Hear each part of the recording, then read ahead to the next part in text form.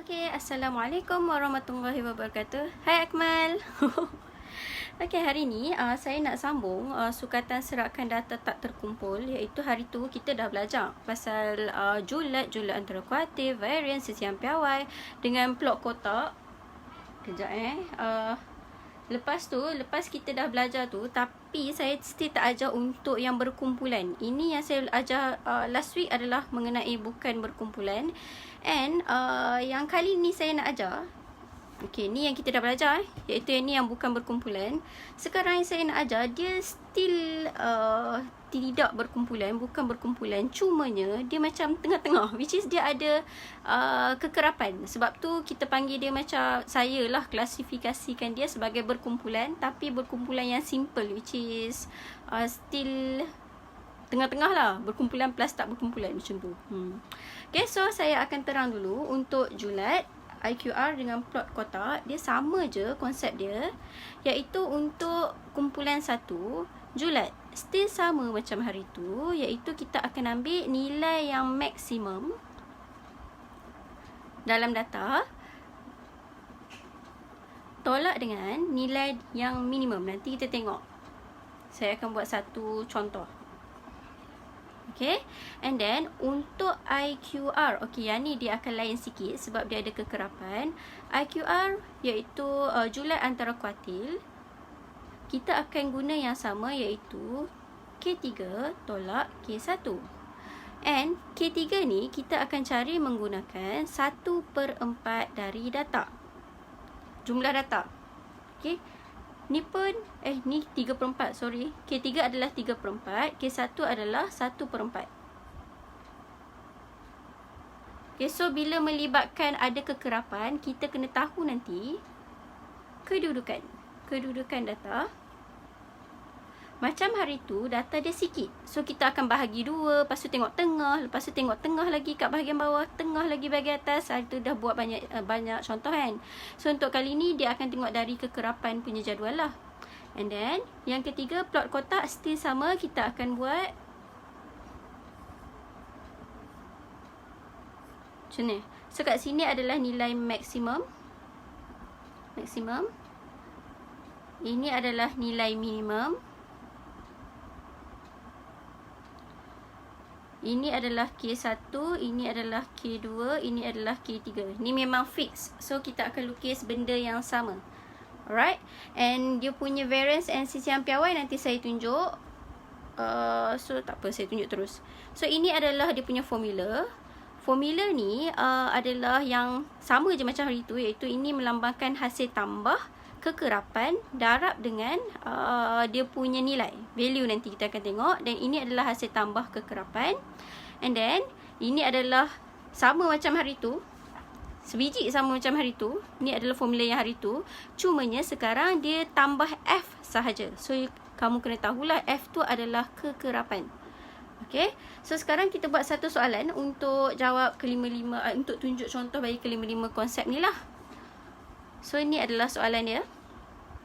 Okey, dia kata jadual menunjukkan bilangan jaringan yang dilakukan oleh 20 pemain bola sepak dalam satu perlawanan. Akmal, kalau you nak travel boleh buat.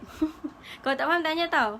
So dekat sini dia kata bilangan jaringan 0123, and then bilangan pemain 35651. Maksudnya yang skor 0 3 orang, yang skor 1 5 orang, yang skor 2 6 orang, yang skor 3 5 orang, dengan yang skor 4 seorang. So dari sini kita tahu ni adalah kekerapan, iaitu frekuensi kekerapan lah BM dia. So frekuensi ni berapa kali berulang benda tu. Yang ni adalah skor. Skor ni X. Okay, so untuk kekerapan, sekarang dia kata soalan dia, nyatakan julat antara kuartil, iaitu IQR, variance dan sisihan piawai bagi data, kemudian lukiskan plot kotak. Untuk berhati-hati, saya tak nak macam hari tu, so saya check dulu dengan kalkulator. Saya dah tunjuk in detail untuk check dengan kalkulator, tapi ni saya buat cara cepat lah. So untuk check dengan kalkulator, kita tekan cari statistik nombor 6, and then tekan nombor 1. Saya dah on kekerapan. Siapa yang belum on kekerapan boleh tekan shift menu and ambil, tekan bawah and ambil statistik nombor 3. Dia akan tanya frekuensi nak on ke off. So kamu letak on lah. Jadi dari sini saya akan isi X dia dengan kekerapan dia. So X dia adalah 0, 1, 2, 3, 4. And frekuensi dia adalah 3, 5, 6, 5, 1. Okay, saya isi ni untuk cek jawapan lagi Saya ajar siap-siap macam mana nak check. So dari sini saya akan dapat option, saya tekan option and then tekan nombor 3, variable calculation. So dari sini you akan dapat banyak value, iaitu saya letak siap-siap jawapan. Mean dia adalah hasil tambah X, iaitu yang kedua 36 bahagi dengan N. N dia adalah 20. So saya akan dapat nanti jawapan dia 1.8. And then untuk dia punya mean, mean pula. Untuk dia punya variance saya boleh dapat 1.26. Saya tulis je. And then untuk dia punya sisihan piawai saya akan dapat 1.12. Bilangan hasil tambah X square dia adalah 90. Saya tulis je And then lepas tu baru saya tengok kat sini. Okay, dia punya minimum. Dari sini minimum adalah 0. Memang boleh nampak lah. And then Q1 dia 1. Q2 dia adalah 2. Q3 dia adalah 3. Dia tulis siap kat sini. So 1, 2, 3. Ni K lah. K1. Sorry, saya dah biasa tulis in English. K1, K2, K3. And then dia punya maksimum adalah 4. Ini semua maklumat yang you boleh dapat dari kalkulator So dari sini barulah saya nak kira. So saya dah ada jawapan. Saya nak kira macam mana nak guna formula je sekarang ni. Which is sekarang ini adalah saya convert dalam bentuk ni supaya senang nanti kita nak buat pengiraan. Jadi first untuk julat, dia suruh cari julat dulu kan. So untuk julat,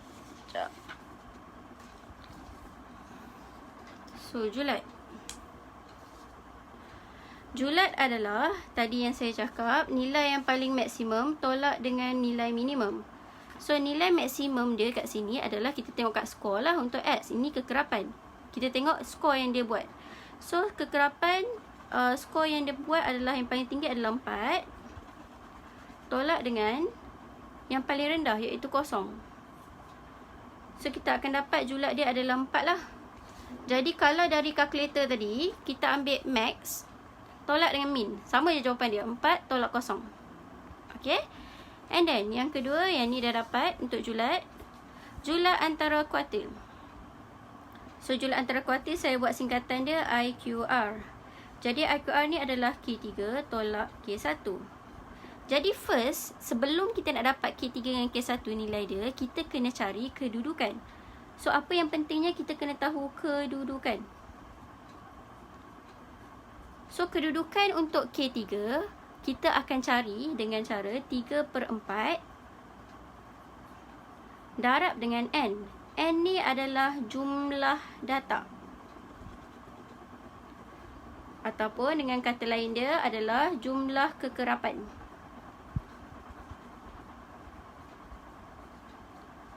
Jadi dari sini kita kira lah kekerapan dia ada berapa, iaitu saya tambah satu-satu. Ini adalah kekerapan iaitu F. Ini adalah X.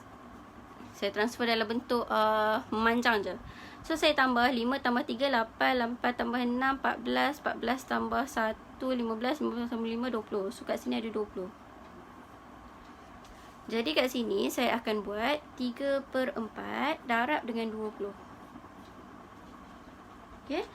So dari sini saya akan dapat 3/4 darab 20 akan dapat 15. So ini adalah kedudukan kedudukan. And then saya tengok pula untuk K1. Ni adalah K3. So saya tengok K1 pula yang sama, tapi dia 1/4 dari data.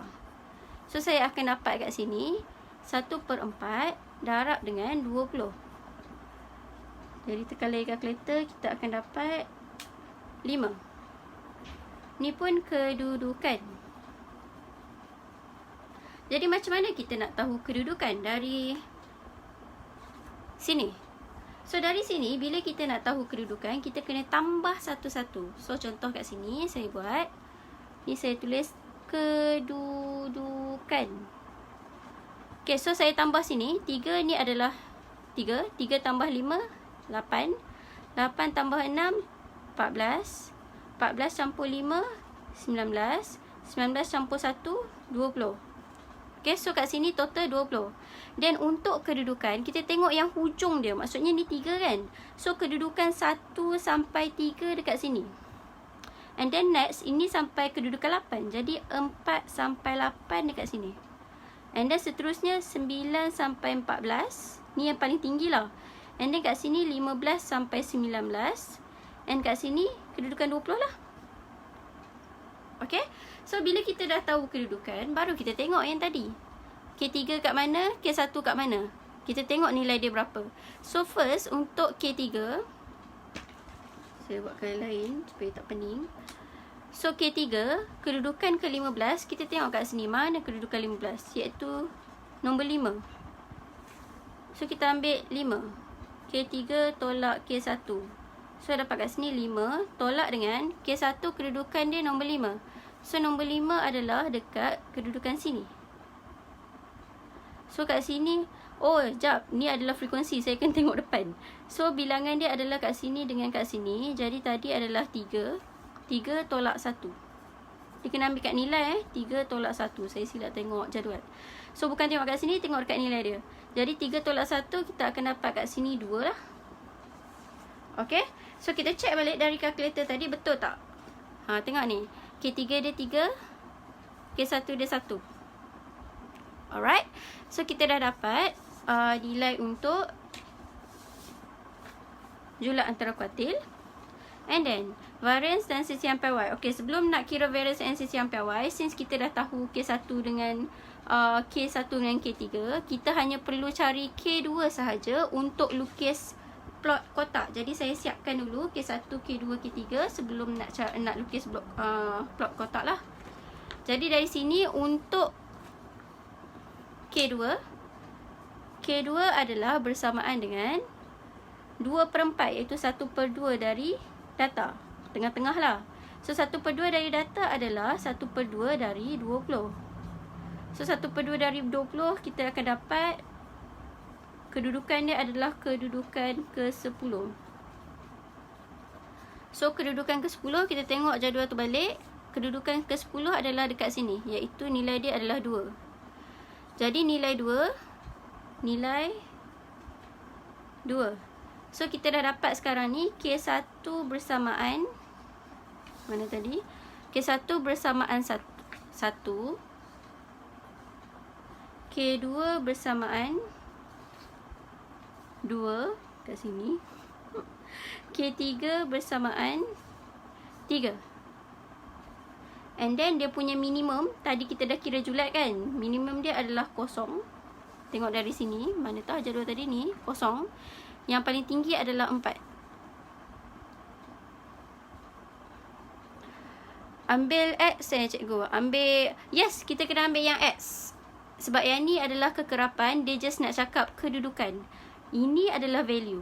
So yang kita cari ni, kita nak tahu kedudukan. Lepas dapat kedudukan, kita tengok berapa nilai dia, skor dia.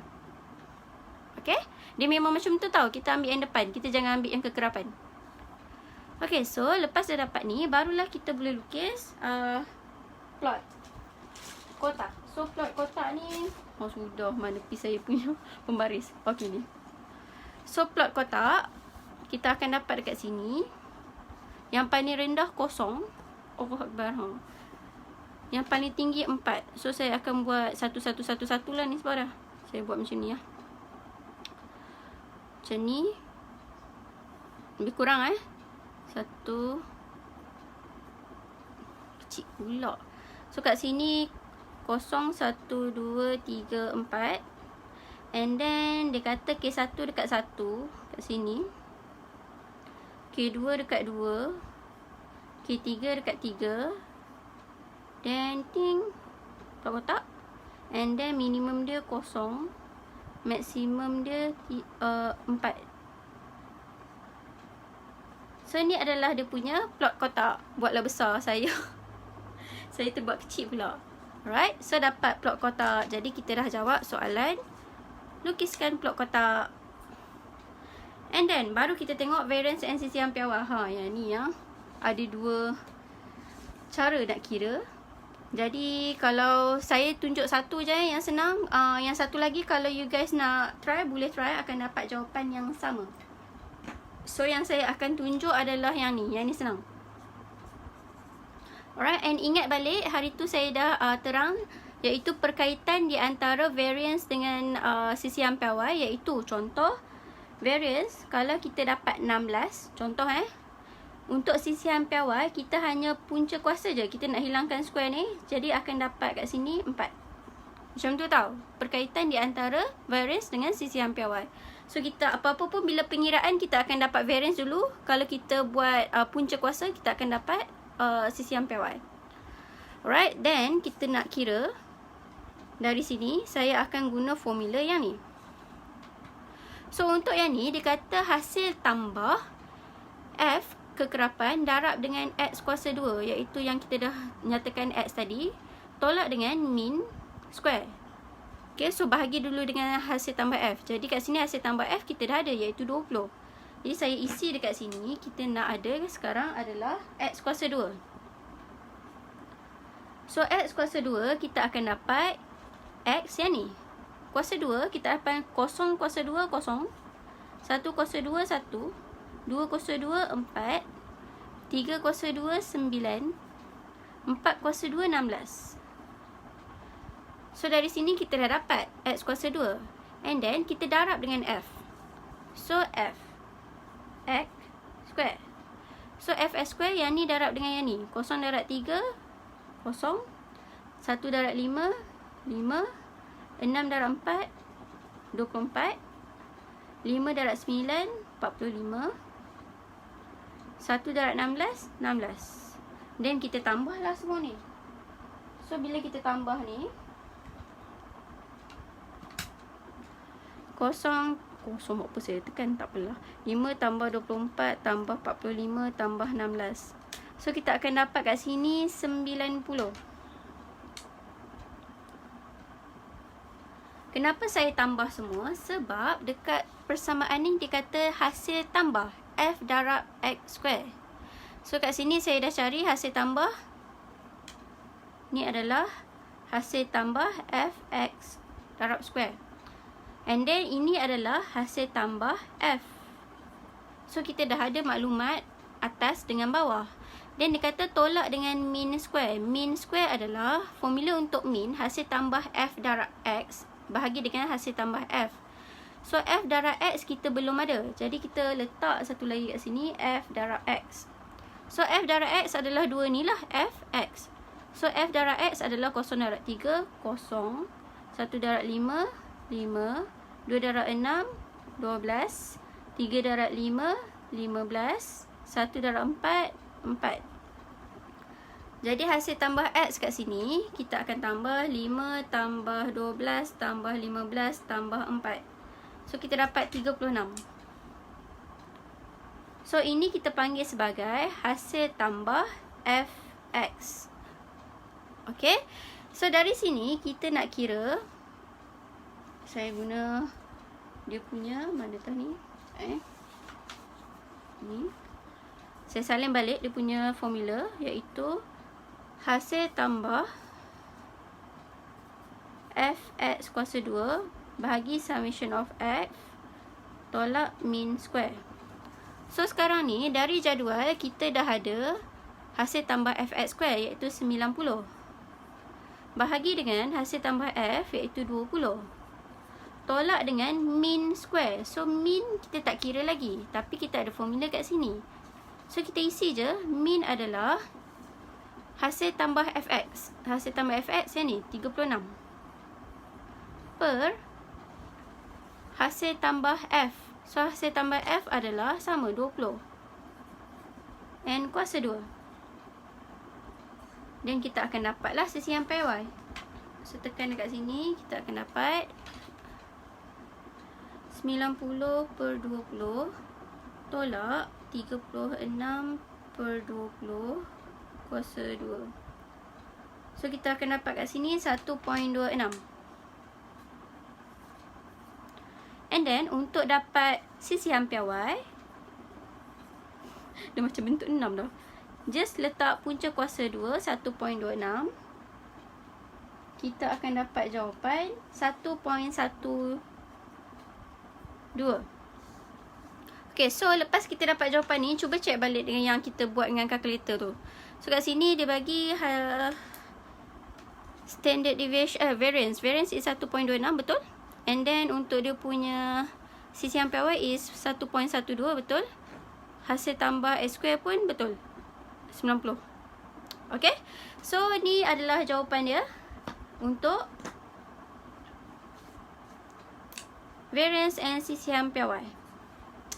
Okay, jadi hari ni itu je. Saya harap dah faham konsep yang 5 benda ni. And then sekarang ni tinggal kita nak tengok perubahan yang berlaku nanti esok saya masuk.